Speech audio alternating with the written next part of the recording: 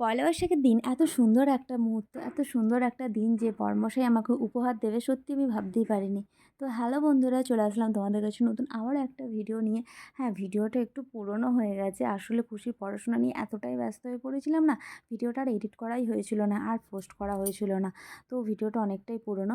তো সকাল সকাল আমরা বেরিয়ে পড়েছি, আর দেখো এটাই হচ্ছে আমাদের গ্রামের রাস্তা। আর সকাল সকাল আমি খুশি আর খুশির বাবা বেরিয়ে পড়েছি একটা জায়গায় যাবার উদ্দেশ্যে। তো চলো, দেখো যাবার পথে রাস্তায় দেখলাম যে লক্ষ্মী আর গণেশের পুজো হচ্ছে। পয়লা বৈশাখের দিন এরকম পুজো দেখে বেশ মনটা বেশ ভালো লাগলো। এদিকে দেখো কত লক্ষ্মী আর গণেশের মূর্তি, কি সুন্দর মালা দিয়ে সাজানো, দেখো কত সুন্দর লাগছে না? তো তাই একটু দাঁড়িয়ে পড়লাম, সবাই মিলে একটু পুজো দেখছিলাম। তো তারপরে চলে আসছিলাম একটা দোকানে। আসলে অনেকটা সকাল সকাল বেরিয়েছি, তো তেমন কিছু খাওয়া দাওয়া করে বেরোনো হয়নি। আর আমাদের বাড়ি থেকে আমরা যেখানে যাচ্ছি সেইখানে প্রায় 2.5 ঘন্টার রাস্তা। তো তাই রাস্তায় খিদে পেয়ে গিয়েছিলো, তাই একটু ভাবলাম একটু দোকান থেকে একটু কিছু ব্রেকফাস্ট করে নিই। আর এখানে আমরা নিয়েছিলাম, ব্রেকফাস্টে নিয়েছিলাম যে একটু পুরি আর একটু ঘুগনি, এটা খেয়ে এখান থেকে বেরিয়ে যাব। তো এইটাই হলো আমার কাছে সেই সুন্দর মুহূর্ত, সুন্দর দিন, সুন্দর উপহার, আমার বান্ধবীর সঙ্গে দেখা করা। আজকে আমি এসেছি আমার বান্ধবীর বাড়িতে। তো আমাদের বাড়ি থেকে ওর বাড়িটা অনেকটা দূরত্ব, তারপরও যে দুজনের মধ্যে এখনও মানে যাতায়াত আছে। ও কিছুদিন আগে আমার বাড়িতে গিয়েছিল, তো তখন আর ভিডিওটা করা হয়নি। আর কিছুদিন পর আমি আসছি ওর বাড়িতে।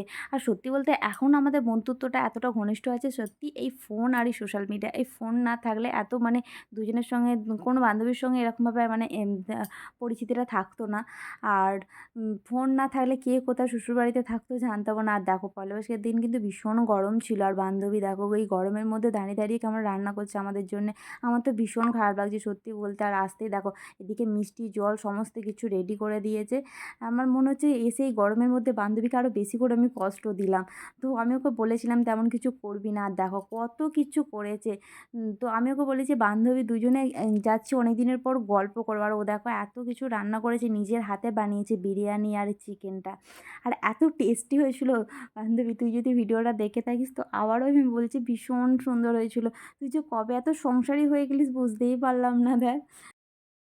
তো খাওয়া দাওয়া হয়ে গেছে আর আমাদের একটু রেস্ট নেওয়া হয়ে গেছে। রেস্ট মানে বুঝতেই পারছো, বান্ধবীর সঙ্গে অনেকদিন পর দেখা হয়েছে, তো তার সঙ্গে এতক্ষণ একটু গল্প করছিলাম। আর এখন চলে এসেছি আমরা ছাদে।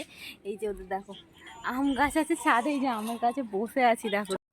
চলো, সারাটা দিন তো বান্ধবীর সঙ্গে ভীষণ মজা করলাম, অনেক গল্প, সুখ দুঃখের গল্প করলাম দুজনে মিলে।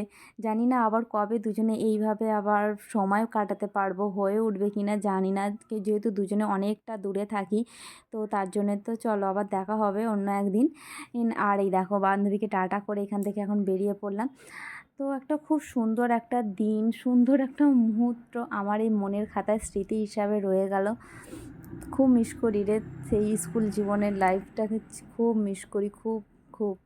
আর ভীষণ ভালো লাগলো। আর বরমশাই তোমাকেও অনেক অনেক ধন্যবাদ আমাকে একটা সুন্দর দিন উপহার দেওয়ার জন্য। চলো টাটা, বাই বাই।